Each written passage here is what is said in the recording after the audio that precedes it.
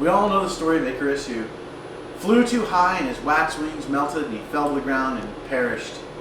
Well, I too tried to fly a little too high the first time I took on the Academy at Titans of CNC's 2M.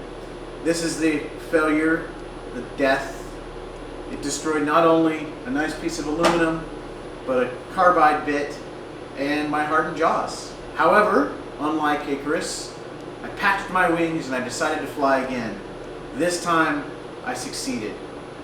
Follow along while we fly down the path of making the 2M in this, the second episodes of Titans of CNC Academy.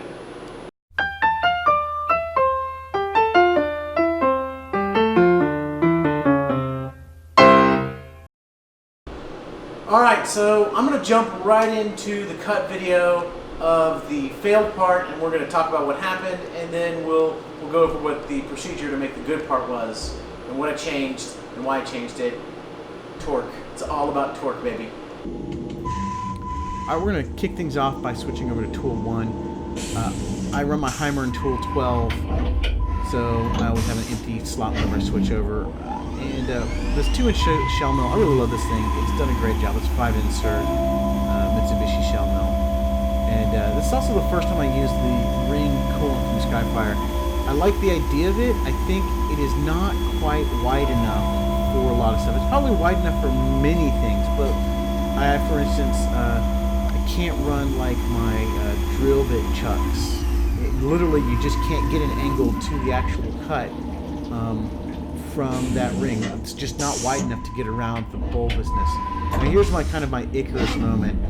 I'm running this tool at 8,000 RPM. It's doing a 3/4 inch deep cut, well, 76 thou, and you can hear it kind of squealing. It's doing the job. The engagement is really aggressive too. It is 2/100ths of an inch per tooth. So what happens in this, and it's hard, you can't see it, but you can almost hear it in the back of your ear, a little bit of squeal. It's actually pulling the tool out. So what I mean by pulling the tool out is literally the force of making the chip and ejecting the chip upwards. That, right, Newton's law of movement, right, motion. If I'm ejecting a chip upwards, I am pushing down on that bit. I didn't torque these down. I never thought about having to literally torque them down. You don't do that in wood with the router, but every time that's passing, it's pulling that tool out just a little bit. By the time we're done, it actually nicks the corner of the part, and then makes a huge gouge on the other side before we totally crash out. And that's because by the time we're done with this, we've actually moved the tool by 150 thou. That's almost 2/10 of an inch. That's 1/1500ths of an inch. It's a big motion, and there's the crash, of course, of death. It actually went through the jaw really nicely. So let's do a close-up and let's kind of really dissect what happened there. So let's break down what went wrong. Essentially, the simplest way to put it is there's tool pull-out. So we were making really good chips, really decent chips, really big chips. The cutting I was doing was, well, I'll write it right there so you'll know exactly what I was doing. It was a pretty beefy cut, definitely beefier than a lot of people do with a hobby mill, but we learn and live. The tool itself ended up pulling out about 1/100th of an inch, about 1/10 of an inch, maybe a little more than a tenth, maybe 1.1500ths or 150 thou, depending on how you want to do the math. What I believe happened, as I was exiting here, for whatever reason, this part of the roughing failed, and it pulled it. And you could see a nick here, because what happened is it came over here, and it's going to round this edge, and it rounds that edge a fair bit deeper than it should have. So now it's completely off whack, and when it comes around here, it's way low. It's already making horrible, nasty behaviors, and then it hits the hard jaw. So result is a dead part. Dead part dead jaw, dead tool. So, you know, like your trifecta of winning for sure. From the ages of 5 to 9, every year my parents sent me to a 1-month boys camp. And at Camp Stewart, we had horseback riding 3 times a week. And I think twice a week I got knocked off a horse. But every time those counselors would look at me and tell me to get right back up on that horse. First things first, a new bit. This helical should do nicely. That's in the collet now. It's only 3/8 inch, but don't worry. I changed to my cam just for that. Now let's load this sucker up and let's make some chips. We're going to start this out like we always do with our now infamous 2-inch face mill.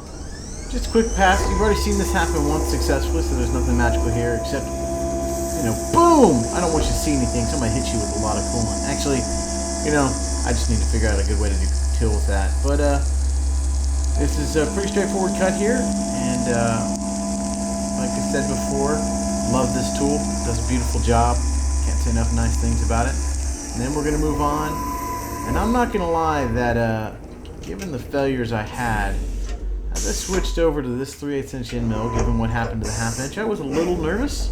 Still running 75 inches a minute, 7,500 RPM.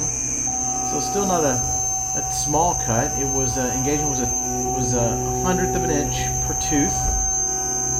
And you know, it sounds beautiful. You can hear the machine is doing a lot better. There's none of that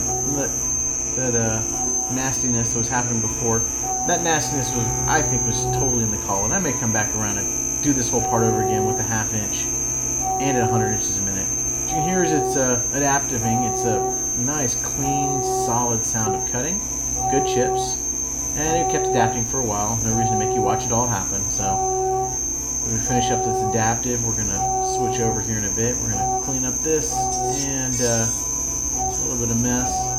When we did this adaptive, we left 200ths or 20 thou for this for profiling. So we're going to profile the whole perimeter. It's a pretty straightforward cam.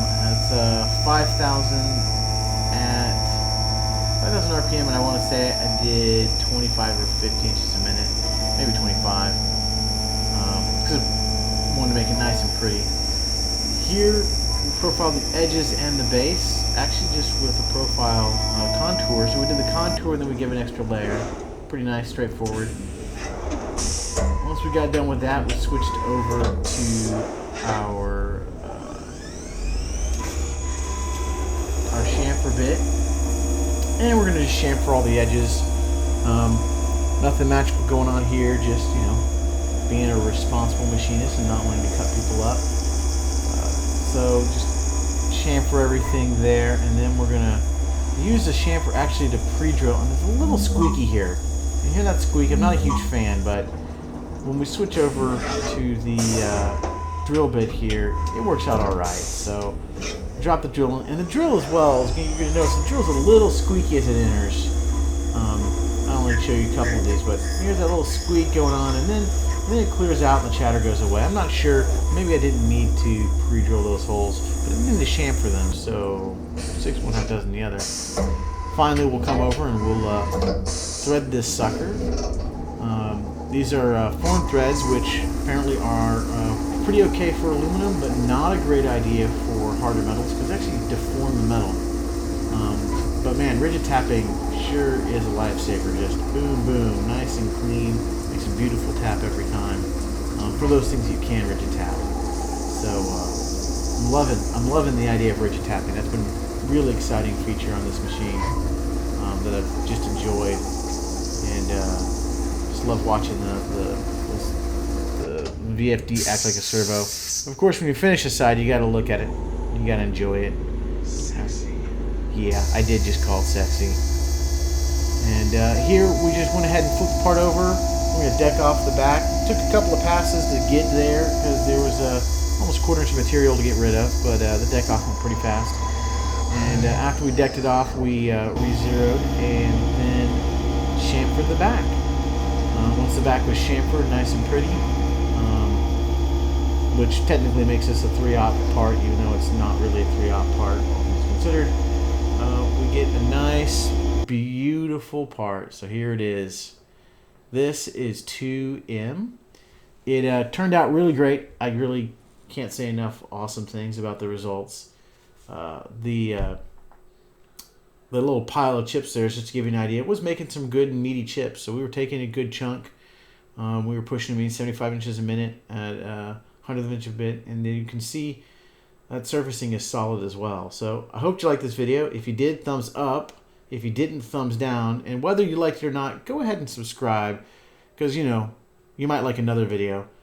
Looking forward to making 3M and sharing that with you guys as well. So thanks for watching.